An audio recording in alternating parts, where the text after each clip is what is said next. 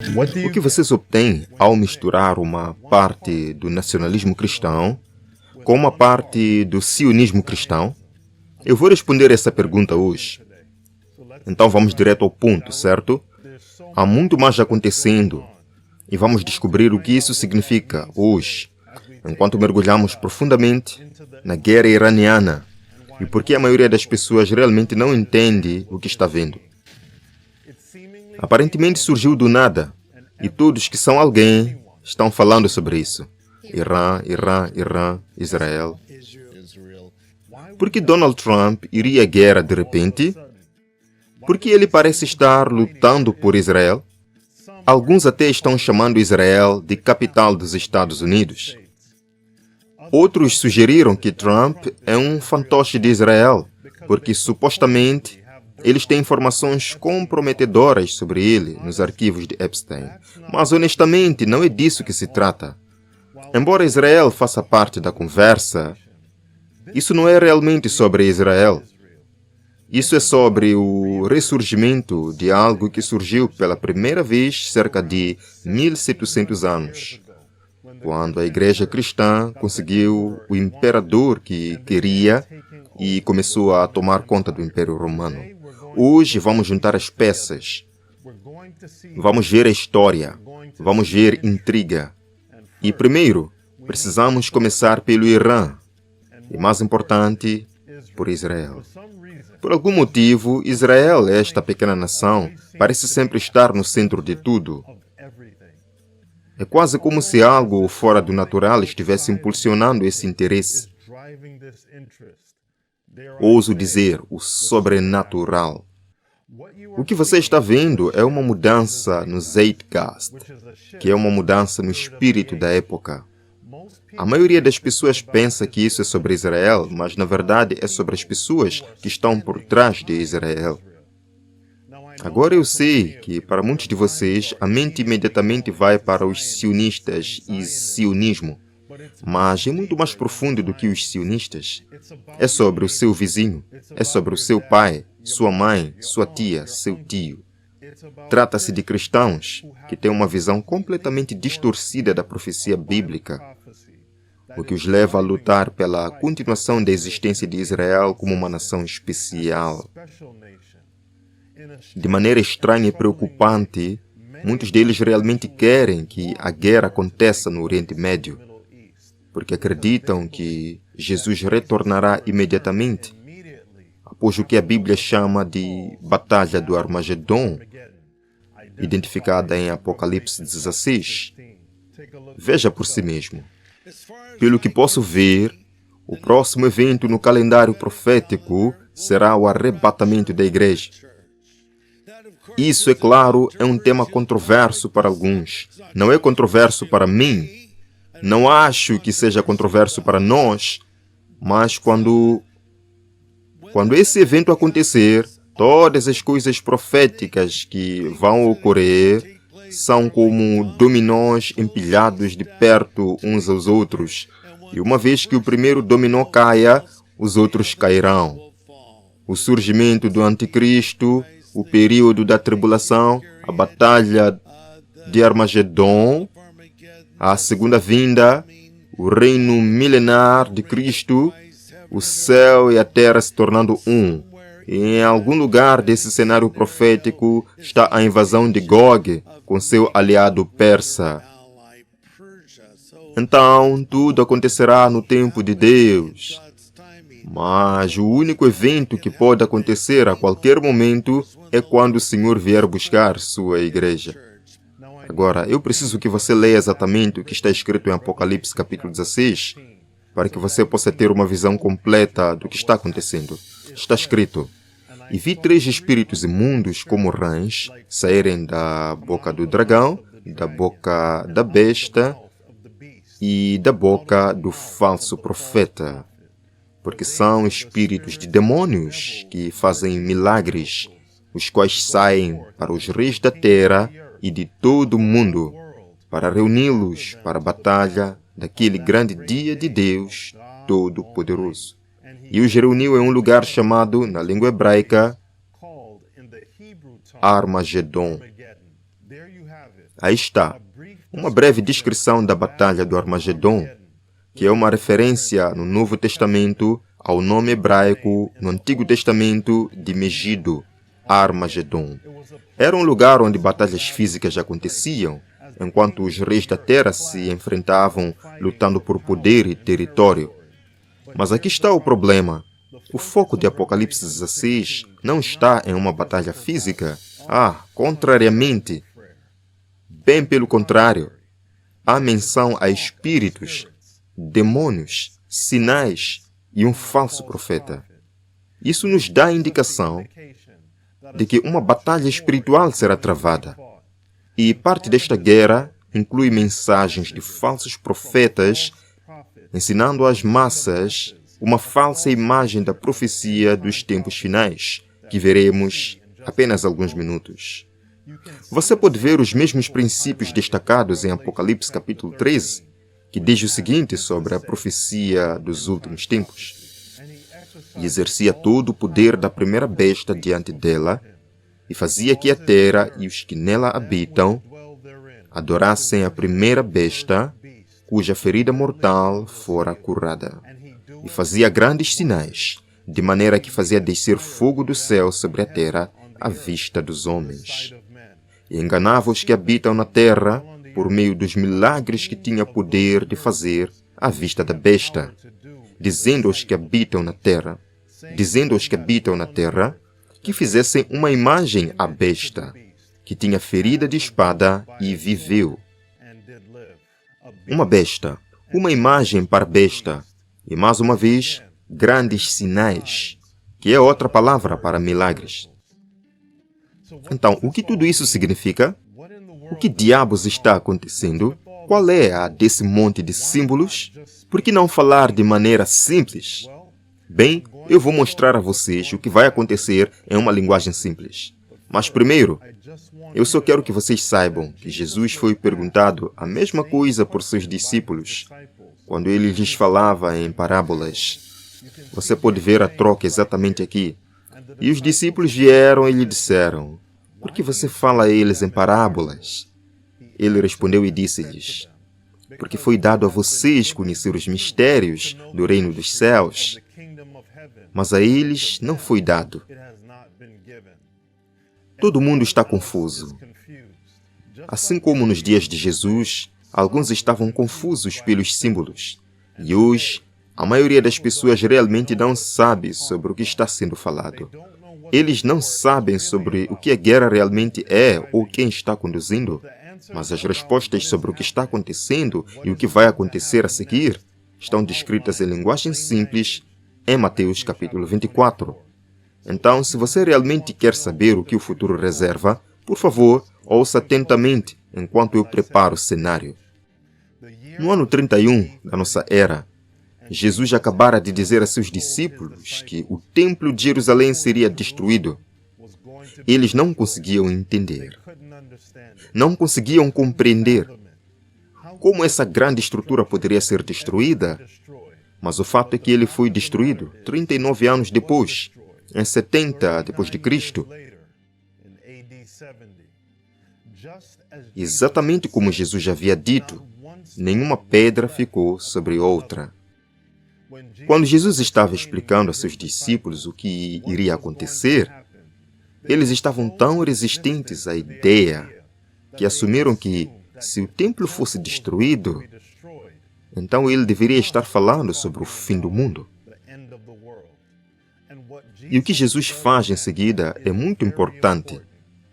Ele mistura as profecias relacionadas à destruição de Jerusalém com as profecias relacionadas ao fim dos tempos. Quando você olha para esses versículos, verá o plano do que está acontecendo no mundo hoje e o que vai acontecer a seguir. Você também começará a entender por que tantas pessoas, tanto religiosas quanto não religiosas, estão preocupadas com o que está acontecendo nos Estados Unidos em relação à união da Igreja com o Estado. Quero que você preste muita atenção à sequência dos eventos, porque ela é assim. Agora, enquanto ele estava sentado no Monte das Oliveiras, Os discípulos vieram a ele em particular dizendo, diga-nos, quando acontecerão essas coisas e qual será o sinal da vinda e do fim da era? E Jesus respondeu e disse-lhes, cuidado para que ninguém vos engane, pois muitos virão em meu nome dizendo, eu sou o Cristo, e enganarão a muitos. E aqui é onde chegamos ao Irã e ao Oriente Médio. E ouvireis de guerras e rumores de guerras. Vede que não vos perturbeis, pois estas coisas precisam acontecer. Mas o fim ainda não é, pois nação se levantará contra nação e reino contra reino. E haverá fomes, pestes e terremotos em vários lugares. Tudo isso é o começo das dores. Agora, aqui está a verdadeira essência do que vai acontecer. Então, eles vos entregarão para sofrimentos e vos matarão, e sereis odiados por todas as nações por causa do meu nome. E então muitos se escandalizarão, trairão uns aos outros e se odiarão mutuamente. E então, um pouco mais adiante, Jesus diz isto sobre o contexto da tribulação. Ele diz, orai para que a vossa fuga não aconteça no inverno nem no sábado. Agora, a questão do sábado está fora do escopo deste vídeo, mas nós falamos sobre isso em um vídeo recente que linkamos abaixo. Mas voltando às guerras, observe o que está escrito. Guerras e rumores de guerras, nação contra nação, reino contra reino, fomes, pestilências, terremotos, e estes são chamados de o princípio das dores. Em outras palavras, o que você está vendo agora em relação a essas guerras físicas não é o prato principal profético. Esses eventos são arquivados na gaveta rotulada o princípio das dores. Isso nos permite saber que aqueles que estão focando tanto nas guerras físicas no Oriente Médio não compreendem a questão principal no final dos tempos. Eles acreditam falsamente que uma guerra física no Oriente Médio é o que causará e precederá a segunda vinda de Jesus. E é dentro desse contexto que podemos começar a entender por que o que está acontecendo no Oriente Médio está acontecendo. Por anos, não foi segredo que a administração Trump favoreceu os cristãos evangélicos. E também vimos o presidente Joe Biden dando total apoio a Israel. E há uma razão para esse apoio. E ela vem do povo. Discutimos isso em vídeos detalhando as questões em torno de Israel. E a propósito, se você não está familiarizado com este canal, você pode literalmente assistir a maioria desses vídeos hoje ou daqui a 10 anos, e eles ainda serão relevantes para o que está acontecendo no mundo. Basta assistir a um dos vídeos mais antigos e ver por si mesmo. Mas enfim, de volta ao assunto em questão. Como mencionei antes, isso não é realmente sobre Trump, não é sobre Epstein e nem mesmo realmente sobre Israel. Isso é sobre cristãos que adotaram uma compreensão falsa da profecia. Enquanto eles olham para o Oriente Médio em busca do cumprimento da profecia, na verdade, é o desejo deles de controlar o poder do governo que se torna o verdadeiro desenvolvimento profético. Quero dizer, pense sobre isso. Você viu os artigos em que generais militares estão dizendo às tropas que vão lutar uma guerra em nome de Deus? Você pode ver isso refletido em manchetes como estas. Por que os Estados Unidos e Israel estão enquadrando o conflito em andamento como uma guerra religiosa? Tropas dos Estados Unidos teriam sido informadas que a guerra no Irã tem como objetivo trazer o Armagedom bíblico do fim dos tempos. Tropas dos Estados Unidos foram informadas de que a guerra no Irã fazia parte do plano divino de Deus, alega grupo de fiscalização. Grupo de Liberdade Religiosa diz que 200 grupos enviaram reclamações sobre superiores usando retórica cristã extremista para justificar a guerra. Comandantes dos Estados Unidos disseram que Trump foi ungido por Jesus para atacar o Irã. Aqui está o trecho de uma das mensagens. Diz: esta manhã, nosso comandante abriu a reunião de briefing da prontidão para combate, incentivando-nos a não ter medo quanto ao que está acontecendo com nossas operações de combate no Irã neste momento, diz uma reclamação. Ele nos incentivou a dizer às nossas tropas que tudo isso fazia parte do plano divino de Deus. Ele fez referência especificamente a várias citações do livro do Apocalipse, mencionando o Armagedon e o retorno iminente de Jesus Cristo. Ele disse que o presidente Trump foi ungido por Jesus para acender o fogo sinal no Irã, causar o Armagedon e marcar seu retorno à Terra. Esta questão, uma influência que impulsiona os Estados Unidos em direção à guerra no Oriente Médio, está ligada aos cristãos que adotaram um quadro teológico conhecido como sionismo cristão, não devendo ser confundido com o próprio sionismo. O sionismo cristão é definido da seguinte forma: uma ideologia política e religiosa que, em um contexto cristão, defende o retorno do povo judeu à Terra Santa. Da mesma forma, sustenta que a fundação de Israel em 1948 ocorreu de acordo com as profecias bíblicas transmitidas pelo Antigo Testamento e que restabelecimento da soberania judaica no Levante, o ajuntamento escatológico de Israel, é um pré-requisito para a segunda vinda de Jesus Cristo. O termo começou a ser usado em meados do século XIX, no lugar do restauracionismo cristão, à medida que os defensores da ideologia se uniam aos sionistas em apoio a uma prática nacional judaica. Em resumo, é isso que eles acreditam. O Estado moderno de Israel existe como cumprimento da profecia. Os judeus retornam a Israel de todas as partes do mundo. Jerusalém se torna o centro do conflito global. Um terceiro templo é reconstruído em Jerusalém. Um líder mundial conhecido como Anticristo sobe ao poder. Um período de tribulação de 7 anos começa. Grandes guerras ocorrem no Oriente Médio e arredores. A Batalha do Armagedon ocorre. Jesus Cristo retorna, também conhecido como a Segunda Vinda.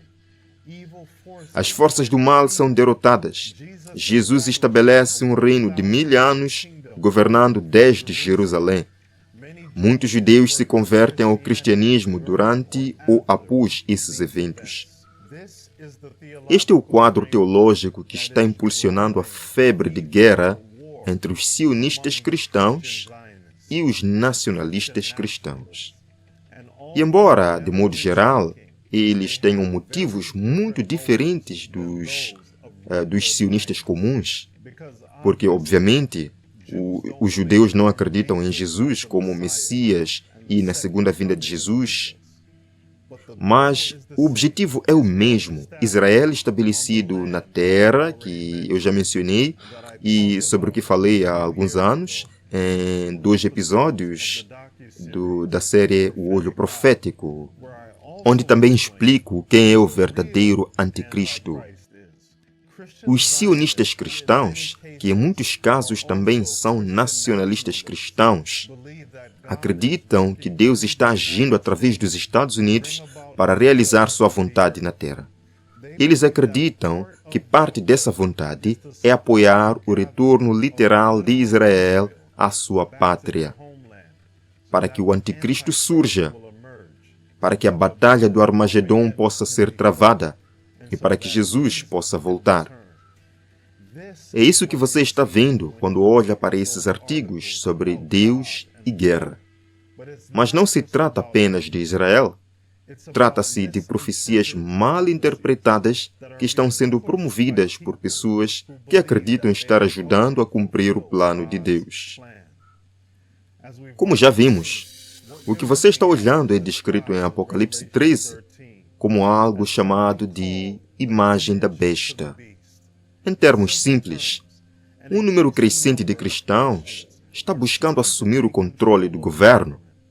Em linguagem moderna, essa realidade recebeu o nome de nacionalismo cristão, que busca destruir a separação entre igreja e Estado.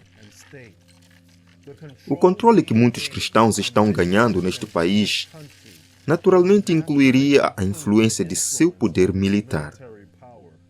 Há um número crescente de pessoas que adotam tanto o sionismo cristão quanto o nacionalismo cristão.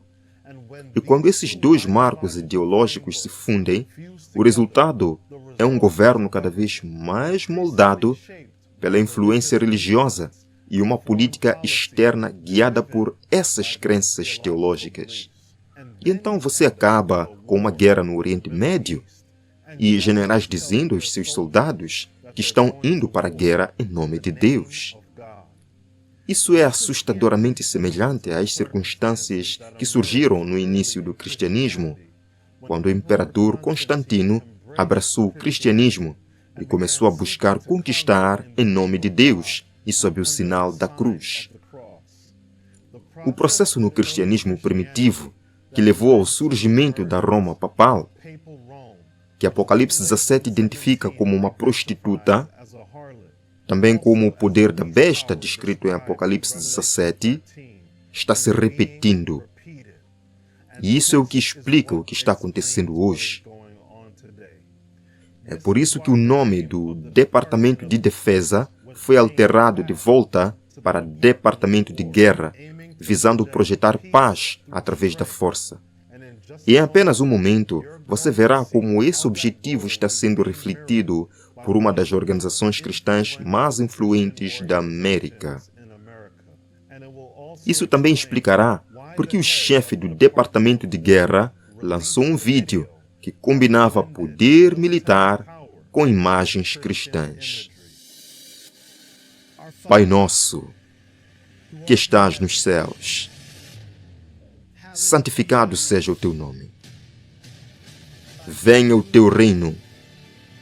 Seja feita a tua vontade, assim na terra como no céu.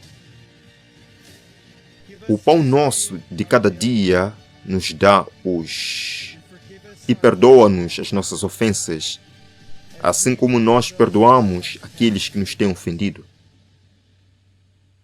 E não nos deixes cair em tentação, mas livra-nos do mal.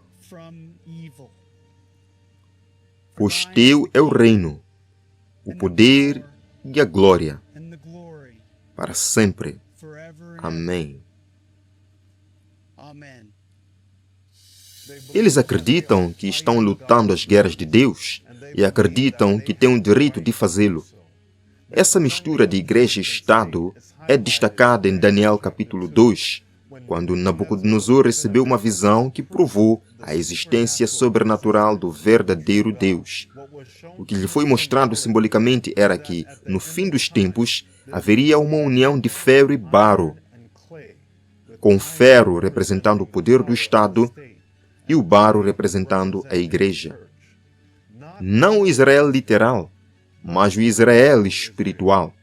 Em outras palavras, muitos dentro do cristianismo mais uma vez buscariam controlar o governo e até mesmo seu poder militar. E é exatamente isso que estamos vendo acontecer agora. Eu não estou inventando isto. Dê uma olhada na capa deste documento de 576 páginas, lançado pela Heritage Foundation, poucos dias depois de os Estados Unidos começarem operações militares no Oriente Médio. Está escrito: a paz é preservada através da força. Soa familiar? O presidente Trump acredita que George Washington disse há 250 anos: a América deve ter paz através da força. Paz através da força. Soa familiar ao que acabei de ler? Continua dizendo: o índice de força militar dos Estados Unidos de 2026 da Heritage Foundation oferece uma visão clara de onde nosso exército se encontra após anos de declínio e subinvestimento. Sob a liderança do presidente Trump, A prontidão está começando a se recuperar, com ênfase renovada na letalidade militar, mérito e responsabilidade, compartilhamento de encargos entre aliados e nos armamentos e capacidades necessários para enfrentar ameaças crescentes. Ganhos iniciais, como o grande e belo projeto de lei, demonstram um progresso significativo, mas reconstruir a força militar exige um foco sustentado em equilibrar a prontidão operacional com a responsabilidade fiscal para deter futuros conflitos e proteger o povo americano. Ler isso me obriga a perguntar: alguém poderia, por favor, me dizer por que a Heritage Foundation, que supostamente é uma organização guiada principalmente pelo cristianismo, está tão interessada nas Forças Armadas dos Estados Unidos da América? Tanto que eles escreveram este documento de 576 páginas. O relatório continua dizendo que o Oriente Médio continuará uma área de preocupação para os planejadores militares dos Estados Unidos da América no futuro previsível. Devido aos interesses envolvidos e à natureza volátil da região, o Oriente Médio agora está significativamente mais estável devido às bem-sucedidas operações militares de Israel contra o Hamas e o Hezbollah, e aos esforços dos Estados Unidos para destruir armas nucleares, infraestruturas e capacidades do Irã. Neste documento desta organização predominantemente cristã, vários países recebem classificações que variam de hostil a benigno. E adivinhem qual foi a classificação do Irã? Você acertou. Vermelho. Hostil. Isto é o que dizia sobre o Irã. O Irã representa de longe o desafio de segurança mais significativo para os Estados Unidos, seus parceiros e seus interesses no Oriente Médio ampliado. Sua hostilidade aberta aos Estados Unidos e o patrocínio de grupos terroristas, a busca ilegal por armas nucleares e o histórico de ameaças à coletividade reforçam o problema que ele pode representar. As provocações do Irã são de preocupação significativa para a região do Oriente Médio e para os parceiros amigos ativos da América ali. Isso me faz parar e analisar. Como Jesus disse, o meu reino não é deste mundo. Se fosse, os meus servos lutariam por ele, mas eles fazem com que organizações cristãs e cristãos se unam à guerra. Esta obsessão por poder levará a mais ataques militares.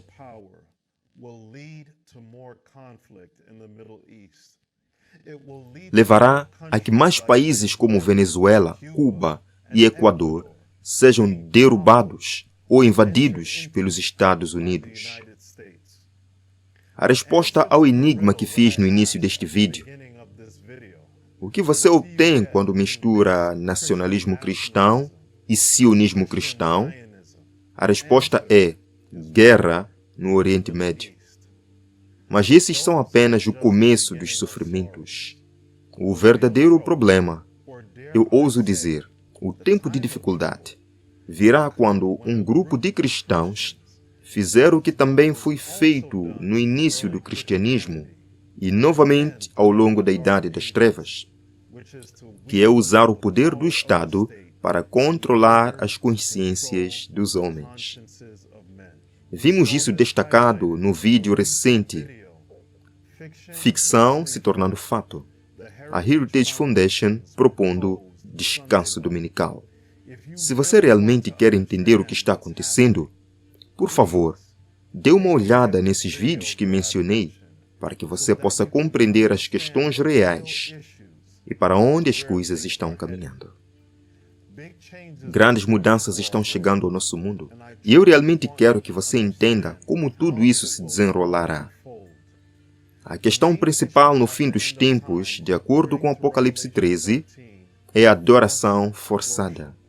E cada vez mais pessoas estão percebendo isso. Adventistas do sétimo dia, como eu, vem soando alarme sobre essa invasão da igreja e do Estado por mais de um século. E a cada dia que passa, fica claro que a interpretação historicista da profecia que adotamos é muito clara, é muito coerente e muito lógica.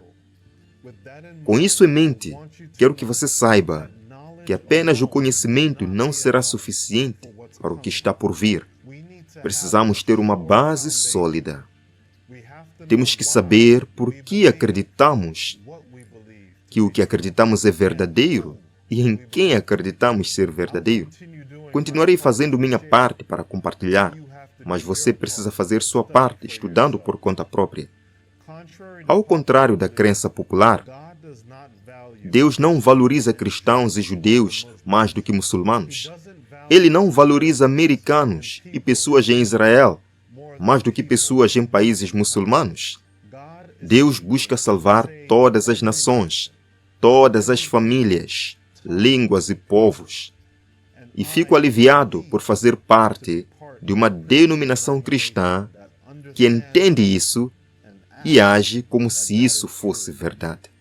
Pela graça de Deus, vamos buscar conhecer os tempos e o Salvador por nós mesmos. Porque, infelizmente, essas guerras são apenas o começo das dores.